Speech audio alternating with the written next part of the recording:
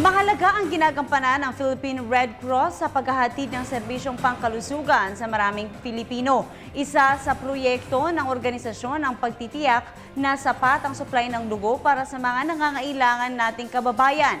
Kaugnay nito, tiniyak ng Red Cross na libre itong ibibigay sa mahihirap nating kababayan ng Compostela Valley. Nagbabalik ang aming kasama, si Peng Alinio para sa detalye.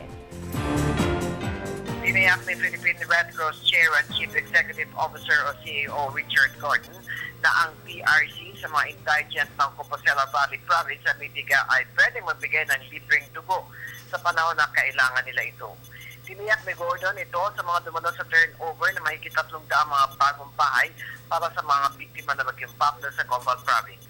Sabay na ipinasa ng PRC ang isang bagong ambulansya na binigay din ng United Arab Emirates, Red Crescent at mga rescue equipment tulad ng rubber boat, motor, 2 kayak, okta, mga first aid kits, life vests, buoy, spine boards, body springs at iba pa galing sa Finnish Red Cross.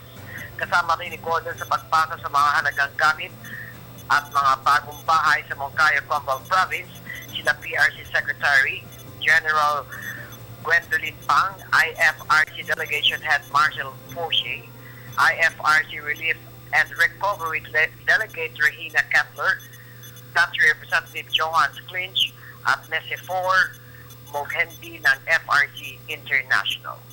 Para sa Telebisyon ng Bayan, Peng Alinio, Radyo ng Bayan, Davao.